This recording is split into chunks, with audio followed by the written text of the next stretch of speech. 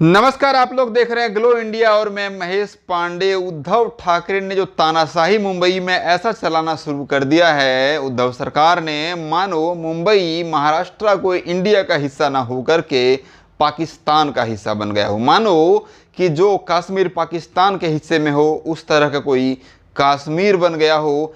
ऐसे हालात जो है महाराष्ट्र में उद्धव सरकार की तरफ से बनाया गया है। कोई भी सरकार के खिलाफ नहीं बोल सकता। अभिव्यक्ति की आज़ादी को भी छीन लिया गया है।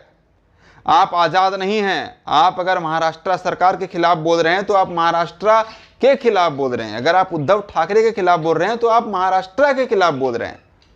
ऐसा होता है ना कि सरकार के खिलाफ अगर सरकार कोई गलत काम कर रही है, कुछ भी या ना भी कर रही हो, तो भी लोगों को, पब्लिक को अभिव्यक्ति की आज़ादी है कि आप मतलब बोल सकते हैं। आप या तो अगर आप बीजेपी सपोर्टर हैं तो आप कांग्रेस के खिलाफ कांग्रेस को नीचा दिखा सकते हैं एक तरीके से, और अगर आप कांग्रेस के हैं तो बीजेपी को आप बोल सकते हैं कि बीजेपी कुछ काम नहीं कर रही है, कुछ भी। ये भी अभिव्यक्ति की आज़ादी है।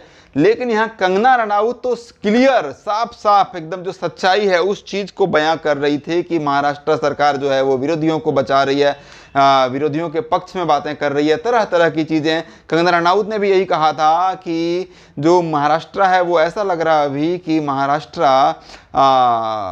इंडिया में ना होकर के जो है वो पाकिस्तान वाले हिस्से का कश्मीर जैसा हालात बन रहे हैं। ऐसा कुछ यहाँ के पुलिस वाले ऐसे कर रहे हैं। पुलिस वालों के खिलाफ उसने बोला था और ये वाकई में जो है ये सच बात है। और कंगना रनाउत मतलब लगातार जब से सुशांत सिंह राजपूत ने सुसाइड किया तब से सुशांत सिंह राजपूत के फेवर में, और जो यहाँ पर भाई भतीजावाद करते हैं, नेपोटिज्म और ग्रुपिज्म, इन सब के खिलाफ जो है कंगना रनाउत ने हमेशा ही आवाज़ उठाया। शुरू से ही लेकर के ये ड्रग्स माफिया के खिलाफ भी कंगना रनाउत ने आवाज़ उठाया, और इसका भुगतान आज कंगना रनाउत को करना पड़ा है कि कंगना रनाउत के जो ऑफिस है, कंगना रनाउत का जो प्रोडक्शन हाउस है, उसको इनलीगल तरीके से बीएमसी ने आज तोड़ दिया है। इनलीगल तरीके से बता दें कि बीएमसी ने जो है वह नोटिस जारी किया था, एक 24 घंटे के लिए नोटिस जारी किया था। उसमें ये लिखा था कि अंदर जो है वो इनलीगल स्ट्रक्चर जो है वो स्ट्रक्चर पर काम चल रहा है अंदर, ऑफिस के अंदर में। तो स्टॉप वर्क का वो ऑफिस था कि काम को रोको। जबकि कंगना रनाउत के जो एडवोकेट है उन्होंने खुद कहा है कि लगभग 1.5 साल से ऑफिस के अंदर कोई रत्ती भर भी हमने काम नहीं किया है, हमारा पूरा का पूरा लीगल है। और जो जवाब मांगा था ना, जो बीएमसी के द्वारा जवाब मांगा गया था, स्टॉप वर्क का जो नोटिस दिया था और जवाब मांगा था, उसका जवाब भी एडवोकेट ने, कंगना रनाउत वहाँ ऑलरेडी थी नहीं मुंबई में। कंगना रनाउत अपने घर में थी, अपना होम टाउन में, पहले उत्तराखंड में थी, वहाँ से फिर चंडीगढ़ होते हुए पहुँचने वाली थी मुंबई। तो कंगना रनाउत ने पहले बता दिया था कि मैं 9 तारीख को मुंबई पहुंचूंगी। लेकिन कंगना रनाउत के पहुंचने से पहले बीएमसी वाले ने क्या किया, जो ये नोटिस दिया ही था 24 घंटे पहले, लेकिन नोटिस का जवाब जब कंगना रनाउत के एडवोकेट ने दिया तो उस नोटिस को रिजेक्ट कर दिया अपने मर्जी से। बीएमसी ने अपने मर्जी से, और कंगना रनाउत के जो ऑफिस है उसके ऊपर बुलडोजर चला दिया गया, बुलडोजर चला के तोड़ दिया पूरा का पूरा। हालांकि अभी जो है हाई कोर्ट ने बीएमसी से जवाब मांगा है कि आप कैसे तोड़ दिया अपने ऑफिस इनलीगल तरीके से, आप नहीं तोड़ सकते, आपने कैसे तोड़ा, मुझे जवाब चाहिए। और अब देखते हैं बीएमसी क्या करेगी। कंगना रनाउत अभी 10 मिनट पहले जो है वो मुंबई पहुंची है अपने फ्लैट पे, अभी मुंबई पहुंची है अपने रेजिडेंस पे कंगना रनाउत, और देखते हैं आगे क्या होता है। लेकिन फिलहाल ये गुंडागर्दी के खिलाफ जो है महाराष्ट्र की पूरी पब्लिक, मुंबई की पूरी पब्लिक जो है सड़क पर उतर आई है कंगना रनाउत के सपोर्ट में, और सब कंगना रनाउत के लिए भी अब जस्टिस मांग रही है।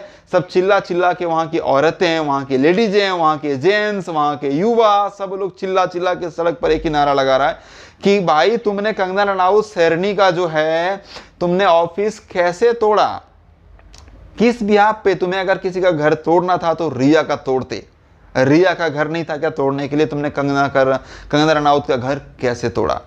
इस तरह के अभी हालात चल रहे हैं। मुंबई का बहुत ही हालात बेकार हो गया है यार। गुंडा राज, मतलब जो मन करे वहाँ की गवर्नमेंट वो कर दे और कोई कुछ नहीं बिगाड़ सकता। वहाँ का गवर्नमेंट अगर चाहे तो विनय तिवारी जैसे आईपीएस को क्वारंटीन कर दे अपने मर्जी से, और कोई कुछ नहीं कर सकता। इस तरह के वहाँ के हालात हैं।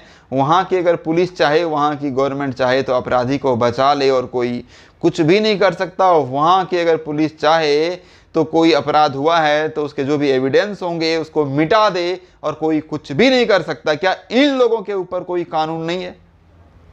अगर एक स्टेट की पुलिस या एक स्टेट का गवर्नमेंट अगर अपना मनमानी करने लगे, गुंडा राज अगर ले आए, वहां पर तानाशाही करने लगे, तो उस तानाशाही के ऊपर में भारत सरकार का कुछ प्रेशर हो सकता है या नहीं हो सकता? भारत सरकार, मोदी सरकार के तरफ से, अमित शाह के तरफ से कुछ कार्रवाई किया जा सकता है या नहीं किया जा सकता है? या मान लो मुख्यमंत्री बन गया उद्धव ठाकरे, तो उसने खरीद लिया महाराष्ट्र को, अब उसकी जो मर्जी करेगी, जो भी मर्जी में आएगा वही करेगा वो। बहुत बड़ा सवाल है ये अपने आप में। फिलहाल ये देख करके खून खौल गया, बहुत ही बुरा लग रहा है कंगना रनौत के लिए। लेकिन कंगना रनौत ने कहा है कि मेरे मंदिर को तोड़ोगे तो मैं फिर से मंदिर बनाऊंगी। इसने मेरे हिम्मत को और बढ़ा दिया है। कंगना रनौत आने के पहले ही मैसेज कर दी थी, पोस्ट भी किया सोशल मीडिया पर। कंगना रनौत को पता था, कंगना रनौत ने बोला था मैं अभी अभी जो है कुछ देर में पहुंचूंगी, अपना निकली हूँ, रास्ते में हूँ, लेकिन मुझे पता है मेरे आने से पहले जो है कुछ एक्टिविटी हो रहा है, मेरे ऑफिस को तोड़ने की तैयारी कर रहे हैं बीएमसी वाले। लेकिन इससे मेरा हिम्मत जो है वो और बढ़ता है, घटता नहीं है। क्योंकि इस महाराष्ट्र की मैं भले ना हूँ, लेकिन महाराष्ट्र के लिए मैंने फिल्म बनाया, मणिकर्णिका फिल्म बनाया, वहाँ पर झांसी की रानी का किरदार निभाया हमने, और उस महाराष्ट्र के यान बान शान के लिए मैं अपने खून तक बहा सकती हूँ।